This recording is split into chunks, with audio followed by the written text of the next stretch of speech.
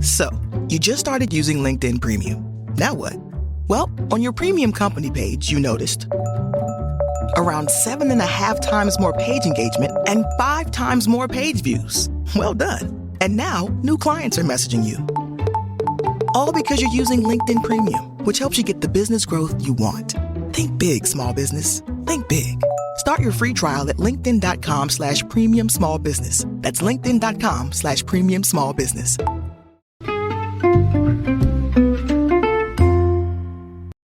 Hi, everybody, and welcome to the Dr. Psych Mom Show. Today, I'm going to talk about fear of feedback and how you may think that you're better at receiving feedback than your wife thinks you are. And this may be sabotaging your relationship, and I'll talk about how as soon as I tell you to subscribe. My most recent subscriber episode was De-Romanticize Your Life, and there's about 200 others. It's a really cost-effective way to listen to more awesome content about how to make your relationships, parenting, etc. better.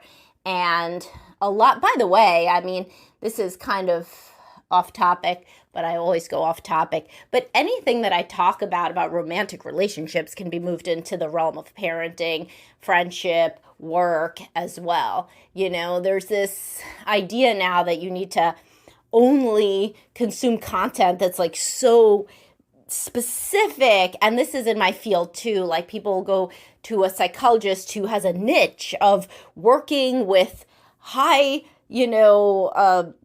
achieving men on the spectrum that work in the field of engineering and are born on Tuesday. You know, it's like you do not need to have a provider, by the way, who focuses only on one type of person, because there are underlying types that are so much more important and impactful than, for example, what you do for work. That stuff is fun to talk about, and there's obviously, you can make categories, and I have all my podcasts on the issues of entrepreneurs or lawyers or doctors or what have you.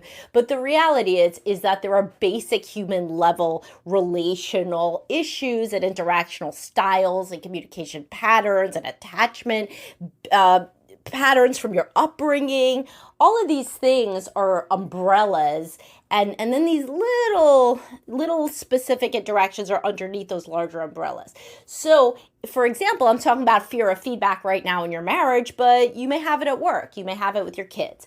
And whenever those things occur to me to say within these 15 minutes, I say them. But keep in mind that you yourself can say, oh, when else does this impact me? For any of the podcasts that you listen to, and that'll help make it more like a really impactful experience akin to therapy. Of course, this isn't therapy. This is listening to a podcast, but it's kind of like what you do in therapy. So you talk about your issues in one domain, and then you think, when else does this impact me? All right, that's just a PSA for how to get the best utility out of these podcasts. Do not only use the things that you learn for the one area that I talk about, although people won't click on it unless I talk about a specific area. And I've seen that over and over, and all content creators see the more specific you get, the more people will listen, because they're like, oh my God, I'm a high achieving man on the spectrum born on a Tuesday, but in reality, they should be listening to everything. So that's just a PSA. All right, so fear of feedback. There's a lot of guys who say that they really want feedback from their wives, in bed, out of bed. They are tough. They could take it. They're not going to take anything personally. And then the woman actually says something and they crumple, and they don't consider themselves crumpling because they consider that they're very strong. And just trying to get to the facts of the matter and not, being oversensitive or anything. So I'll give you an example. For instance, a woman will say to her husband, like, I don't like, the way that you kiss me, right? And this is really, really common. I think I have podcasts about it. I know I have posts about it. And she doesn't like how he kisses her. He's too aggressive, or it's too wet, or, it feels like he's attacking her, or whatever. Or it's too soft. I mean, whatever the case is, everybody's different. And so he thinks he's good at feedback, but he's not. And so he says something like, well, you used to like it. And then she's got like a choice point. She knows he's offended because of because of his voice and because he's denying her reality. And instead of being curious or asking what she means or whatever, he's saying basically, no, that is too painful for me to acknowledge. So I am going to give an alternate reality where you used to like it. And the problem is you changing, not my kissing. And so then she's got a choice point, and she could either continue and be like, no, I never liked it. Or she could be like, well, I thought I liked it when I was young, but you kind of like everything when you're young, I guess, but I never super liked it, and now I really don't like it. And then he's probably going to accuse her of lying, or he'll start sulking, or he'll make a fight about something else because of the way that he already interacted about this with his response. Or she could say, oh yeah, I guess it's me. I guess it's me. I guess it's the menopause, or I guess it's perimenopause. I guess I'm depressed. You're right. It's me. And then they could go back to how they were. Of course, he will remember that she said that. And if he ever tries to bring it up again, she's already been burned. So she'll be like, no, it's fine. And she'll just try to dissociate when he kisses her. So that man presents as somebody who's terrified of feedback to the woman. But to himself, he's kind of just kind of fact checking. But he's not, because he's denying her reality. So another way that it goes is like she'll say, you've been grumpy when you come home with me and the kids. And he'll say something like, well, why don't you try working all day outside the house? Or what about you? You're irritable. You're always irritable. You're irritable right now. I noticed it earlier. I just didn't say anything, but now that you said this, I can tell you've been irritable. So then what does that say? That man who in no way is crying, he's not acting weak, that's the terror here, is acting weak. He is, of course, to her, he seems very fragile, the fragile male ego she's thinking as he's saying that and being defensive. But in his mind, he's just kind of leveling the playing field because he felt so hurt by what she said. What would somebody who's actually good with feedback say is, I didn't notice. Thanks for telling me. How does it come out? Or even, that's interesting, I haven't felt grumpy, but maybe there's something I'm doing. What am I doing? And then, of course, if she says, well, you snapped at Joey when he has to play ball, you wouldn't say, if you're trying to be better at feedback, you wouldn't say, yeah, well, Joey should know better than to ask me the minute that I walk in the house. He would say something like, oh, yeah, you're right, I did snap at him, I'm sorry. Maybe I could play ball with him tomorrow. Right, so that's somebody who's good with feedback. That comes off as a strong person, a confident person who can receive feedback the same at home as at work, anything else. Now, since I told you already, you should think about, do you do this in other situations as well? Think about when the kids say something to you. Daddy, are you angry?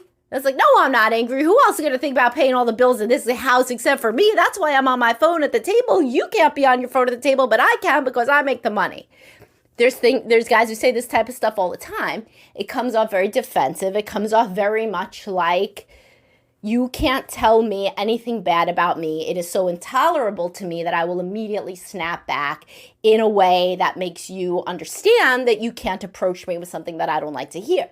So you got to guess what I would like to hear and walk on eggshells around me, and then I can give you a positive response. But if you surprise me with feedback that I don't like, I will act defensive and rude, and I will close down. So then people learn not to give that person feedback, and that person still thinks they're good with feedback because they don't cry or they don't act sad. And instead in their mind, they're coming out with the fact that they've been unjustly accused, is usually the feeling. And then they are going back against what they think of as an unjust accusation. As I've talked about a lot, when people feel unjustly accused often, they grew up in a home where the parents are what I call professional victims, who always feel victimized, that there's always stories in the ether about ways that they kind of defended themselves in a savvy way against some sort of attack, and my bank story, which I haven't done maybe in a few months. So I went to the bank and I asked them, can you change these 20s for 5s? And they said, we don't have that many 5s. And I said, can I talk to your manager? Because I know they're a bank. What are they trying to get over on me, right? So they brought the manager, and the manager, you know what? They had the 5s just like I thought they would. And look at this, I have 5s. Now, if a child grows up hearing these kind of stories with the David and Goliath, with Goliath being the cashier or whoever else, then they think like the world is constructed of these scenes where you get treated like shit and you're supposed to defend yourself and vanquish the opponent to defend your honor, instead of just saying she didn't have 5s, or maybe she's having a shitty day, and she didn't look at the 5s, or maybe she didn't see the 5s, or whatever the case may be, which would be the sort of interpretation that when passed on to the children would lead to a more patient, objective person who actually can give and receive feedback.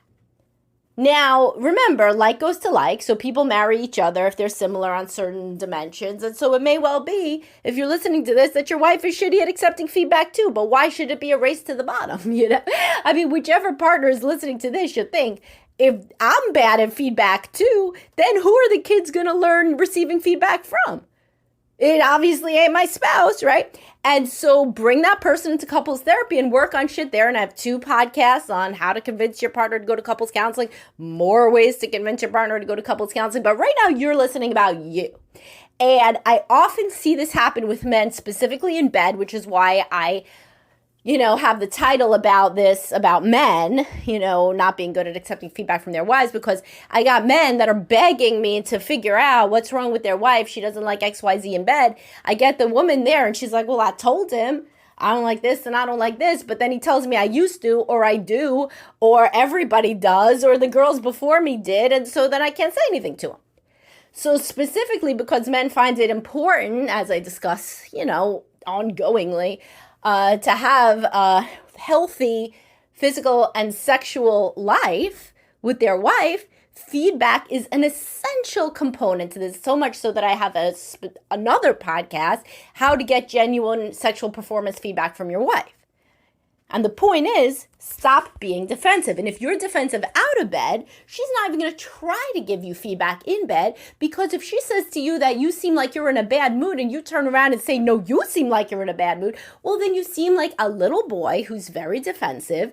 And obviously you are returning to your child self, because in your home, for sure, nobody gave and received feedback well, because you can't take it. So it's not your fault, because you were raised in an environment that gave you absolutely no instructional, guidelines on how to accept feedback. Because if you think back, how did your parents act with feedback? I'll tell you right now, bad, because you're bad with it. And so then you didn't learn a way to be better with it.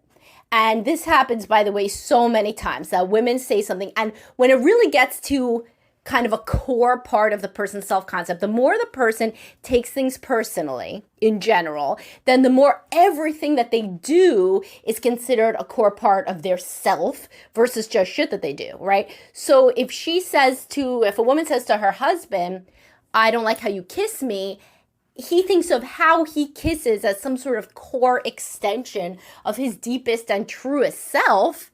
Well, then of course he's going to take it. It's just like her saying, I don't love you. And people who struggle with taking things personally take everything like this. Everything means I don't love you. And in reality, she's saying, I do not like the motions that your lips make when we engage in one activity called kissing.